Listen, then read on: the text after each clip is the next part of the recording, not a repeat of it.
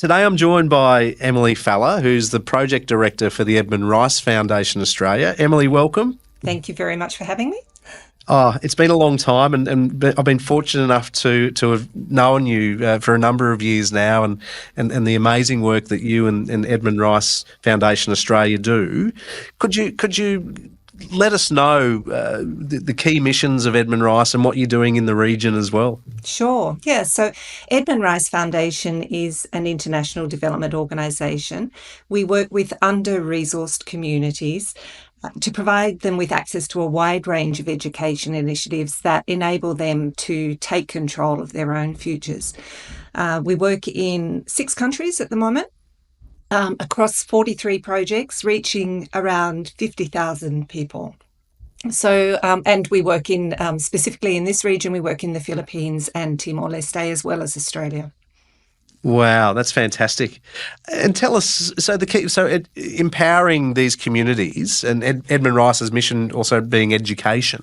How important do you see education to the region, so in countries like Philippines and Timor, and what level of community are you providing these services to?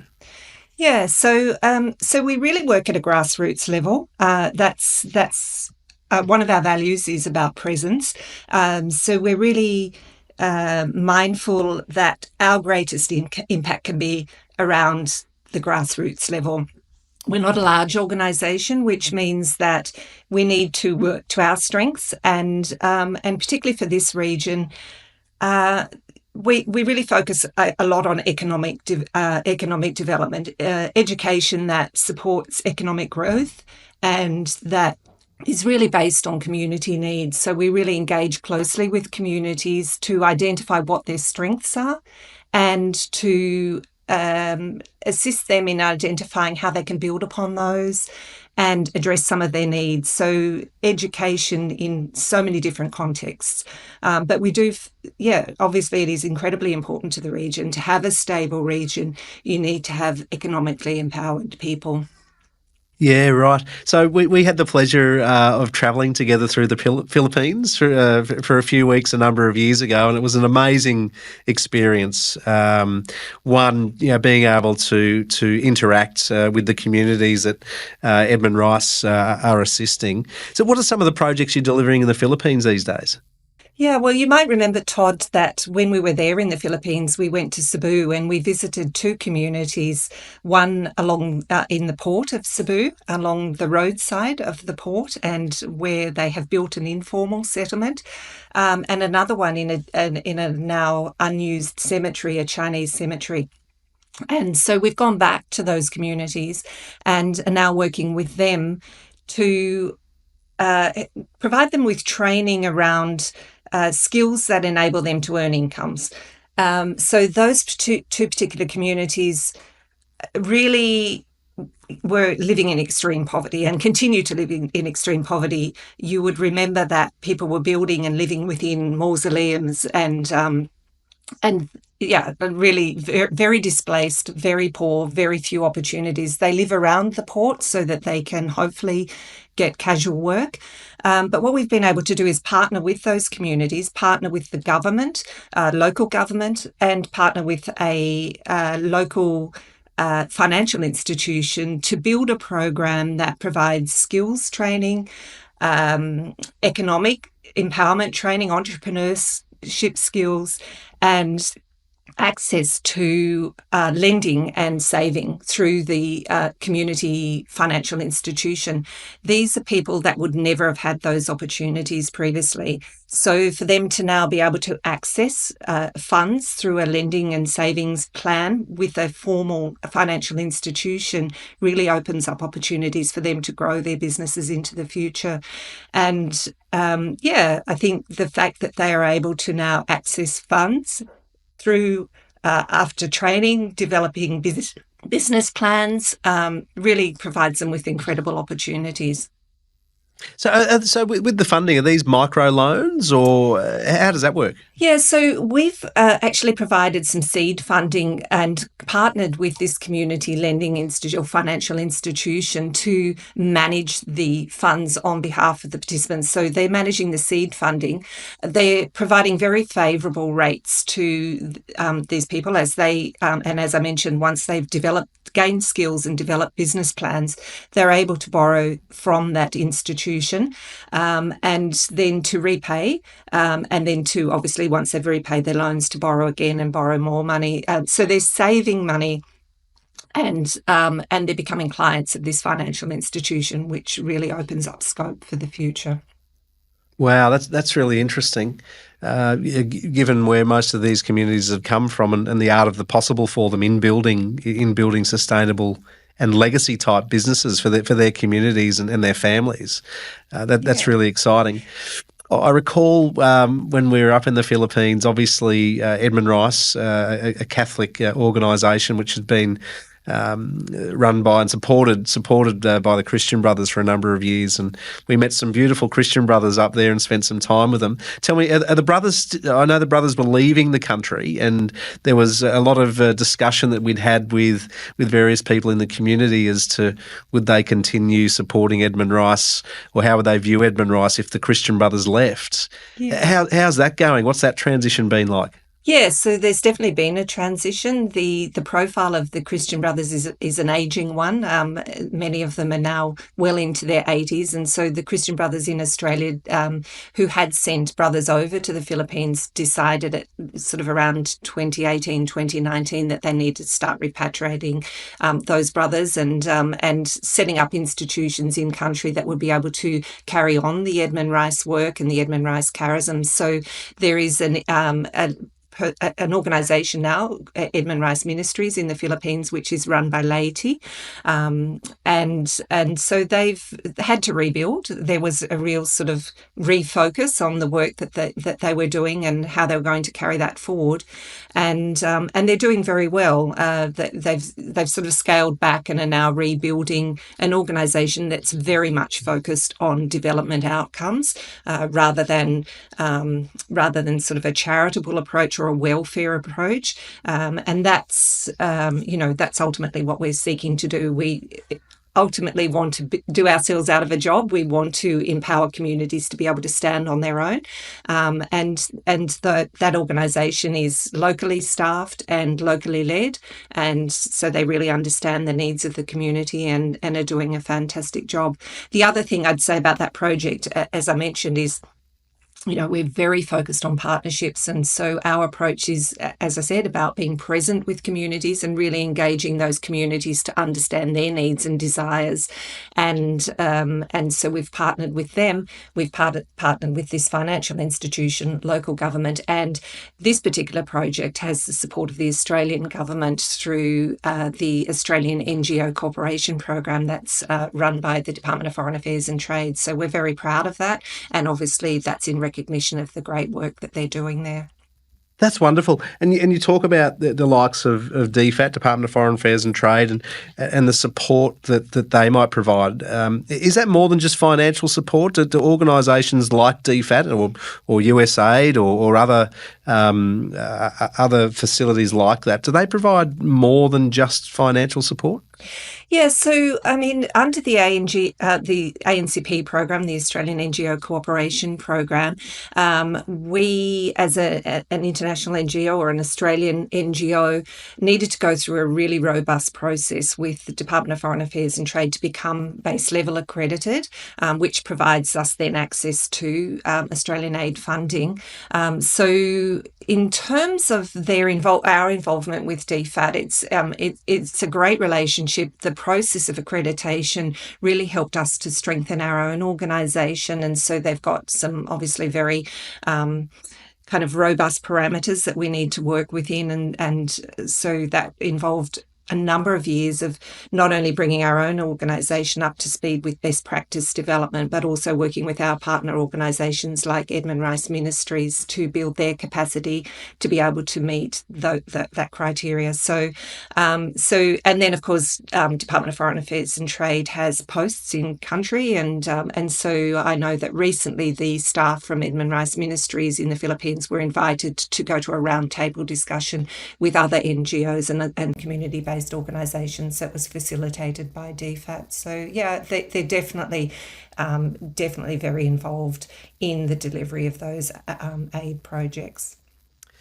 And since we were last there, Emily, has the Filipino government, is there any support from the Filipino government with the work that you're doing specifically in the Philippines? Yeah, so in the Philippines, as I said, we work in 6 countries, and we have found that the structures and support provided by the Philippine government are really excellent for people living in poverty. And so, through different departments, they're providing a whole range of support and training. The Department of Agriculture in the Philippines provides some great training projects and initiatives around establishing, for example, seed nurseries.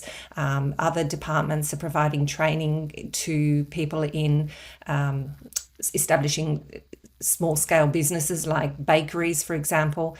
And as I mentioned, the government for this particular project is supporting training of entrepreneurial skills and skills around financial management so that the participants in the project are able to build capacity in those areas. Yeah, that's great. I recall when we were there last, and you mentioned the Department of Agriculture in the Philippines, and they were very welcoming of investment into operations such as, be it cocoa, coffee, and to build supply and value chains using local product and getting that product to market. And we've had a few really good chats with other guests, including John Reeve from Agree Commodities and David Saul from Sentinel, who run businesses up in Timor and Papua New Guinea. But speaking of agri, you've been doing some work in vanilla bean projects in Timor. Can you tell us a little bit about that? Yeah, that's right. So for a number of years now, Edmund Rice Foundation has been working in the Philippines. And again, the Christian Brothers have had a long history of working in the Philippines. They exited in 2018, and we've continued to carry on the work that was started there. In 2015, we started working with just 2 farmers. They're coffee farmers. So, in Timor, coffee is a fairly low value crop. So these particular farmers were looking for a way to increase their returns and were very interested in growing vanilla. And of course, Timor's an excellent climate for growing vanilla. And so we undertook a feasibility study, a scoping project back in 2015, and determined that there was definitely opportunity to work with farmers there to grow vanilla. It's a complementary crop to coffee, so it grows alongside coffee farms. It doesn't take away from existing businesses, but it can certainly contribute to existing farming initiatives. And so it's a complicated crop to grow.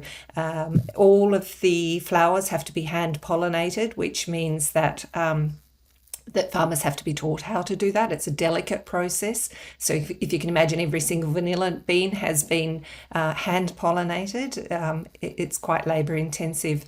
The vanilla also requires shade and mulching. So there's been a process over the years of bringing more farmers together, working again with the Ministry of Agriculture, with a local NGO that is based in Timor, and with the community to provide training around how to grow vanilla, how to care for vanilla.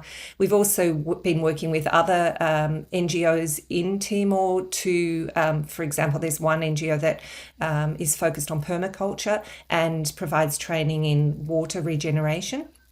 And water is an issue. Getting water to those crops is a difficult process. So that particular NGO has been working with the farmers to help them establish water collection ponds, and as a result of that have also been able to support them in small-scale fisheries in those water collection ponds. So it's a really nice sort of progression through diversifying farming. And the farmers in Timor are very socially conscious and supportive of each other. So we've grown that project from the initial 2 farmers to around 500 farmers now. So it's pretty amazing. There's still some challenges going forward, things like access to markets and learning how to process and package the vanilla. So there's still areas that we're working with the farmers on now.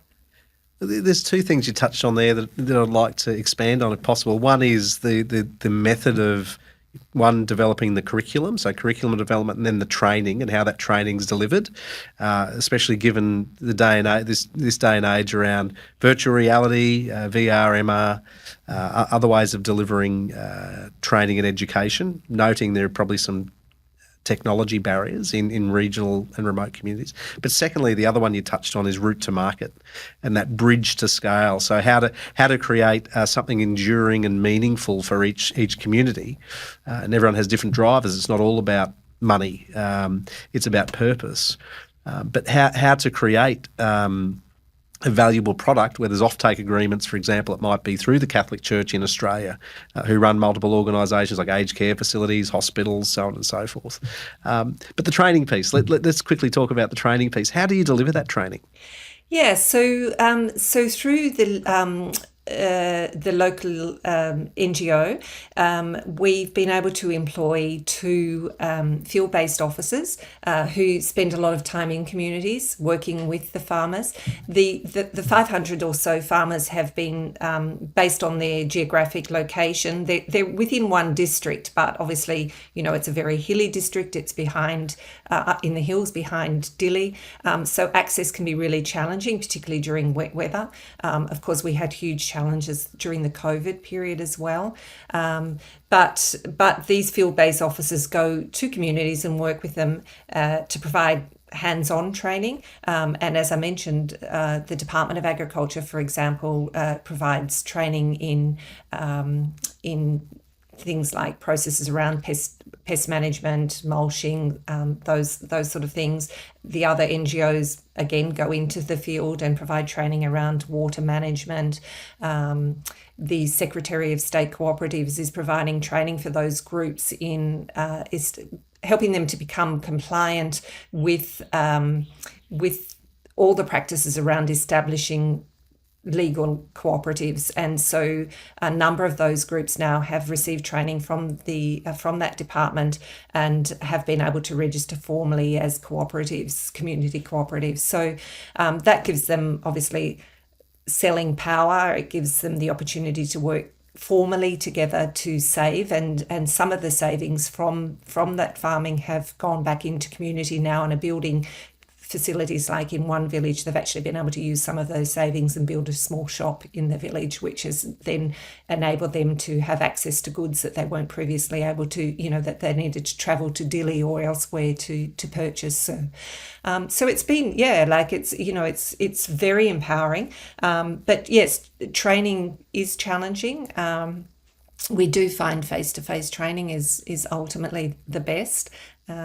Access to technology is still very limited, and in some ways we believe that that's not a bad thing for those communities. They're very connected to the land and to their farming practices, and the children are, they're very warm and supportive communities, well-connected communities. And so we sometimes question whether we should be introducing technology. Of course, it has its benefits, and of course, it opens up the world. But at the same time, we've got to be really mindful of the unintended harm when we're working with those communities. Yeah, you touched on a really good point there. And so, when people in communities, they learn how to craft a product, a crop. How do they get it to market? How do you help them get it to market, creating brand value, the supply chain and the value chain? Yeah, look, it's been really, really tricky, even in terms of getting, the processing vanilla itself. So obviously it's picked as green beans and then needs to be dried and processed, and that process takes about 6 months. And so there's not a lot of knowledge in country about how to do that. There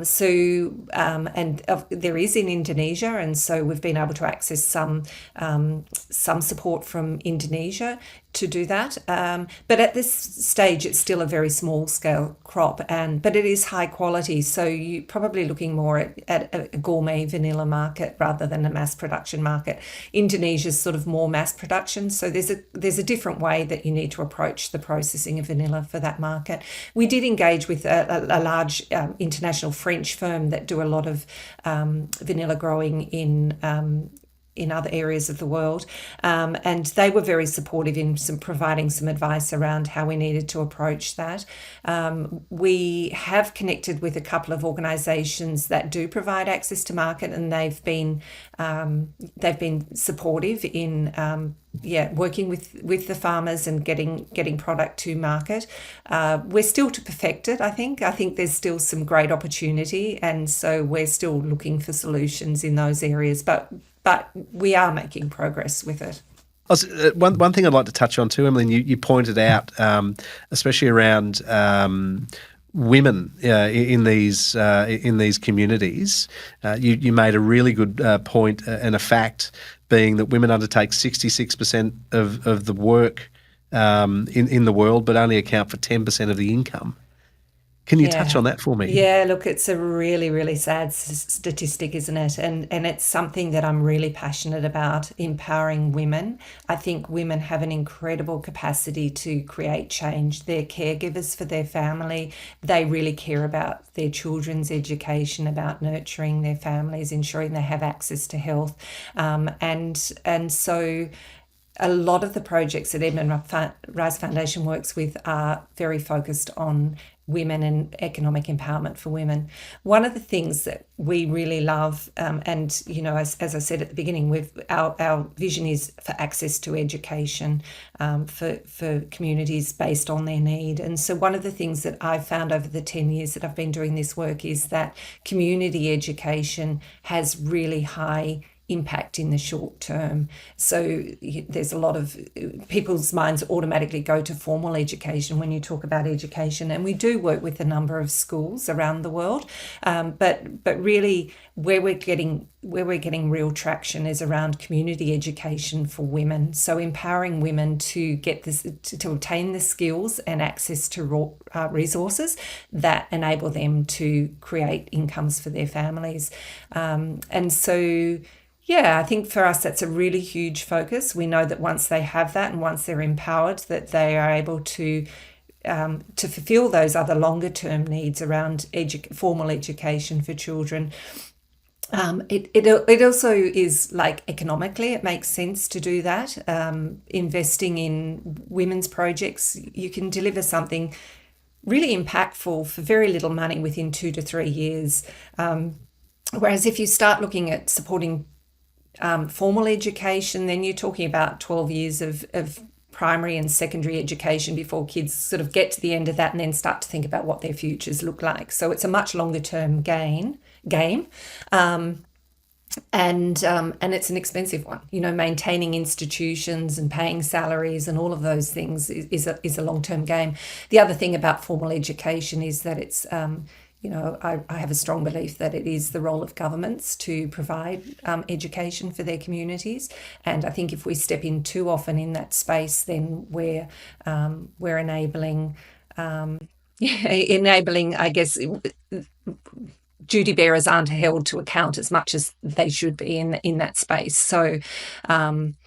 So I think, just back to the women, and I think those sort of shorter term projects are something that really can deliver some significant change. So in the programs in the Philippines and in Timor-Leste, definitely the farming project has quite a number of women involved in it. There's actually one women's cooperative there that create opportunities for their group and have businesses that are contributing to savings and lendings, and in the Philippines as well. Many of the women, you probably remember, the people that we met in those two communities were women. Men are off elsewhere earning money, or, quite often we know that men just desert the scene when the going gets tough as well, unfortunately, in those circumstances.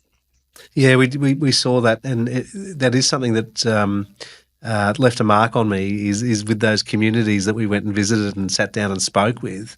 It was the matriarchs who were taking the lead and driving. And again, this isn't. We're not by any means having a go at.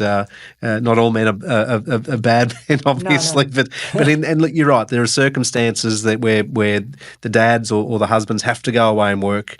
And a lot of them, like we saw in the Philippines, they go to the Middle East to work and send the money home, or like you said, they're out doing what they can to earn a dollar to bring back to their communities to feed their children and their families. But it is often left to the women in the community to bind things together. Edmund Rice it's a very lean organisation. There's obviously a lot of requests for various types of help in various communities as well. And I recall again the Philippines that and that service delivery was based on people asking for things, and I guess the nature of Edmund Rice, it's you always want to try and help and where you can, but you end up delivering programs that aren't core to the mission or to the values. Where else in the world are you delivering services, and what are you delivering? Yeah, so you're right. We are a very small organisation, a very lean organisation. We have 6 full-time staff in Australia. We have an office in Nairobi, a branch office in Kenya, which looks after all our work in East Africa and South Africa. We're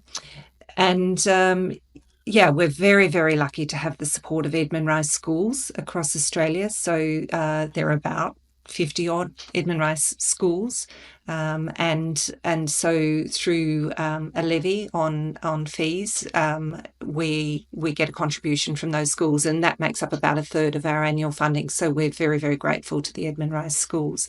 A lot of our other private donors have come through the Edmund Rice Schools Network, and so they are very committed to supporting us and supporting our work, and are grateful for the education that they received. And so we've been really fortunate to have some really high net worth donors supporting our work. Our office in Nairobi is actually fully funded by one of those donors, so that's an incredible giving back for the education that he received through an Edmund Rice school. So yes, at the moment we've become very focused. Over the 10 years we've had to. There is so much need, so we've been very focused on the geographies that we work in. So as I mentioned, East Africa at the moment. For the next 3 years, we'll be focusing our energies on Kenya and Uganda, and on South Africa, and then of course Timor, Philippines, and Australia are the other 3 geographies that we're working in at the moment. And we've been, over the years, we're involved in such an array of projects, but we've really been able to narrow that down now and say our focus is education, and education in those 3 areas. So formal education, which is the schools and vocational training. But it's more about supporting sustainability of those projects, or capacity building of teachers, or providing infrastructure or equipment for those initiatives, rather than funding the ongoing sort of operations of formal education institutions. And then the community education, which is such a big piece and covers things like agriculture. It covers perhaps training for health workers in remote communities, things like economic empowerment projects. Interestingly, we've just built a commercial dairy in Kenya, which is sitting alongside a school. And so we've been working with the school for about 20 years. We inherited this project, and we sort of got to the point that we said we need to be able to step away at some point. The school needs to be sustainable. And they already had 2 or 3 cows at the school. And so we said to them, well, what about we actually look at expanding that and building a dairy alongside the school that will be an education facility for the students and for the community and for other education institutions in the area, and will also then produce ongoing revenue to support the operations of the school. So we've just, very exciting. It got very delayed during COVID, but we've just completed that facility, and I visited it a couple of weeks ago. So it's a 20 cow zero grazing unit that sits alongside the school. They're already making yogurt and flavoured milk and so on. So it's massive. It's an incredible project. Again, funded by a very supportive donor. And yeah, it's just like a beacon in that community. It's best practice in dairy management, and it's a wonderful project. Yeah, so that's sort of the community education, and then the third area of education that we focus on is development education, and that's around things like, it's really at a grassroots level again, but empowering people to know what their rights are, to support them in understanding those and calling their duty bearers to account. We do initiatives like things around peacekeeping, for example, in volatile election times, so that communities understand that, through rioting and demonstrations, which happen a lot in some of those places and can turn very violent, to support those communities in understanding that those activities actually hurt them more than they hurt anyone else, and rather to offer sort of constructive ways for them to engage and to make change for their communities. And then there are things like, we have a community radio station in one project where that radio station reaches a community in a slum area of around 300,000 people. 700,000 now, and that radio station invites people from the community in to talk about topics that are affecting them and the community. They talk about health initiatives, for example. Again, in those communities, disease outbreaks are very common. So if there are sort of initiatives around immunisation or cholera outbreaks, for example, then that radio station can really inform communities. We also, of course, again through COVID, saw so much evidence of gender-based violence and terrible occurrence of teenage and child pregnancy during the COVID period. And so we did a lot of work in that space around gender-based violence and continue to do that.